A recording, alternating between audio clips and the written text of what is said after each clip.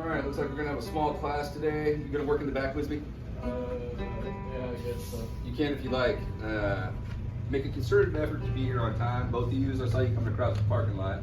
Glad you're here. This story took a little longer. Yeah, I understand. Certain things happen. All right. Anywho, since Trinity is the reigning champion of the Kahoot from last week, he does not have to take the quiz today. So, as much as I'd love to have you serenade me some more, Trinity, I need you to give Mr. Brakefield a few minutes to do this quiz.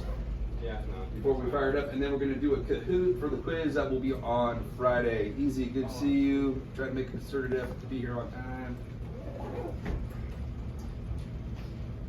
All right, go ahead and take a couple minutes and knock that sucker out, and then we will do a Kahoot and find out which one of you does not have to take the quiz on Friday.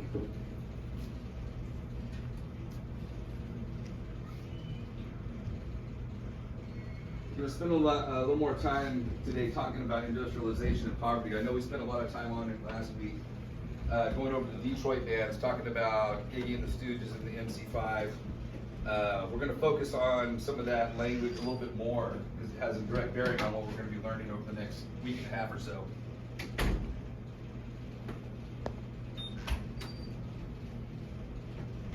All right, I think that's most of us. Good job, by the way. You nailed 11 out of 11 last week. You're killing them. Top of the leaderboard. Might have to get you a trophy for that.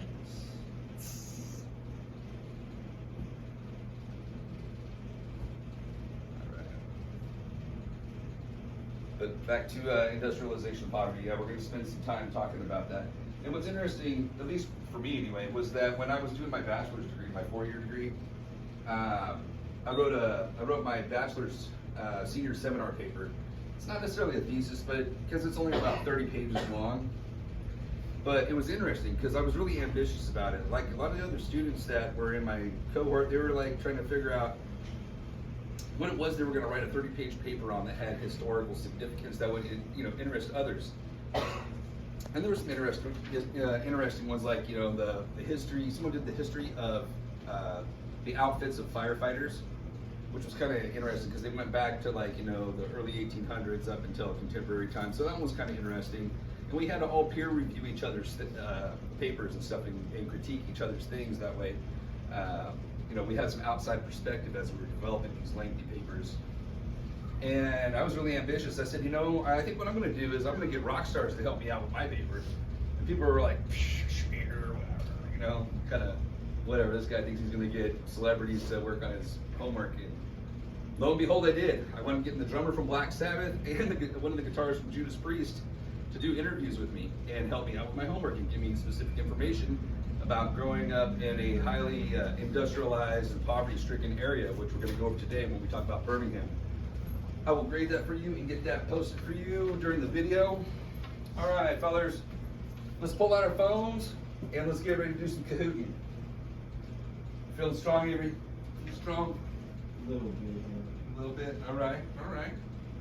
So this will be the one covering the Detroit stuff we did last week. So the MC5 and the Stooges. So I'm going to get it fired up real quick. We'll do it in classic mode.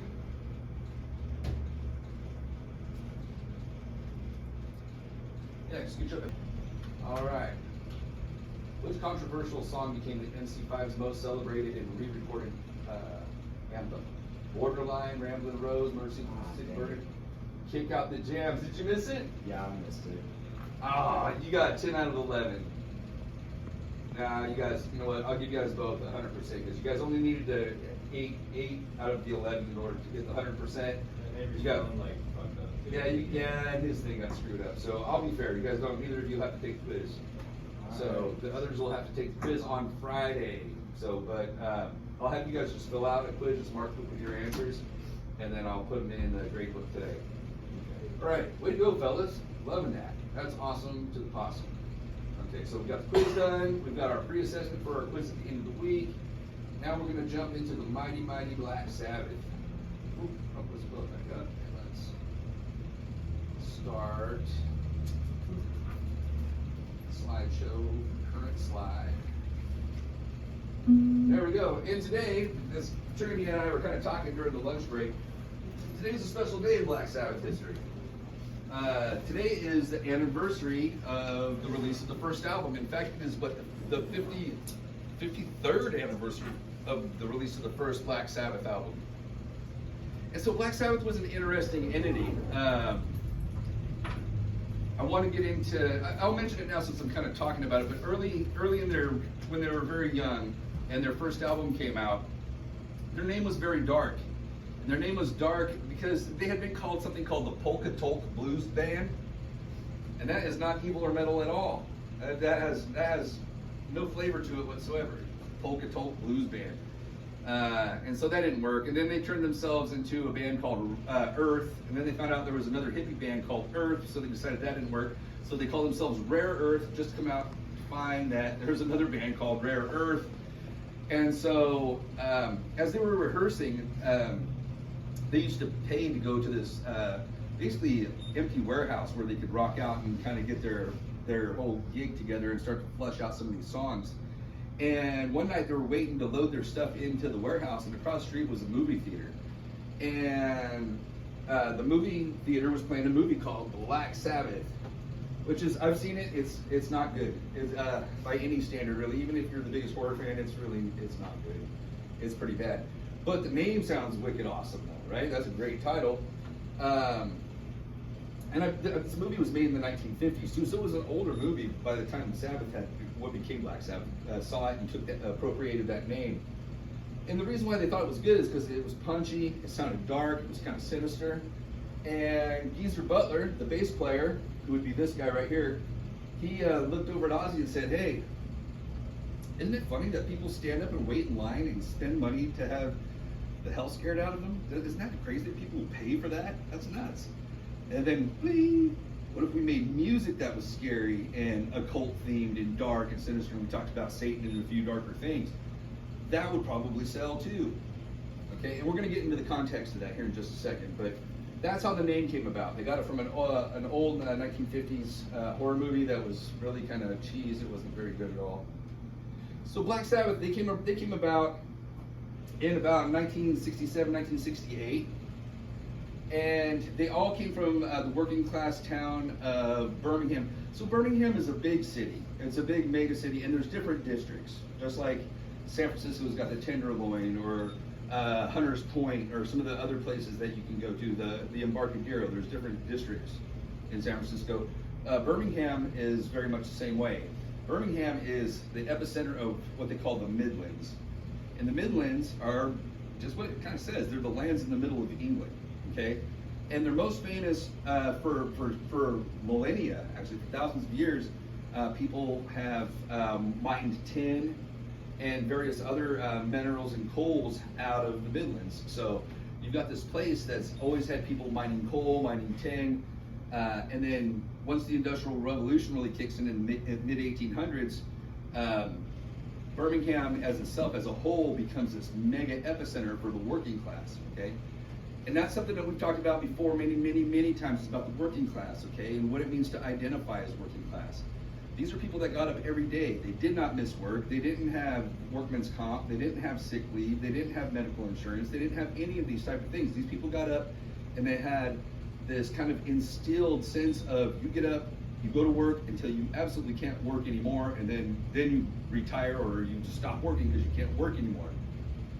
They didn't have child labor laws, so young children could go down in the coal mines and in the tin mines and mine and work in these factories. So in the mid 1800s, Birmingham becomes like really the big manufacturing epicenter of England. Okay, and so along with those big epicenters comes a big influx of people that are basically unskilled labor that come in to take these jobs to run these machines and work on assembly lines. Well, strangely enough, Birmingham also becomes a place where unionization occurs, okay? So we've talked about that many times, about unionization and being part of the union and the solid American working class when we talked about Detroit, and when we talked about the mid-1950s and the rise in unionization. The unions and unionization was created in Birmingham, okay? It was actually created there where people were like, look, we have no rights here. You guys take our land, you dump your waste into it, you run all your waste into the running waters that we drink, so we're drinking all these carcinogens from steel processing and industrial manufacturing.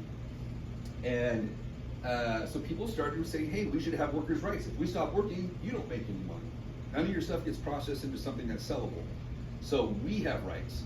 So we want, we want a better wage for living. We want rights. If we get hurt, we need you to pay for that. If I lose an arm in a stamp press that cuts off my arm, I need you to pay for that. There needs to be some compensation for that. Like, oh, bummer, lost another arm, let's get a new employee.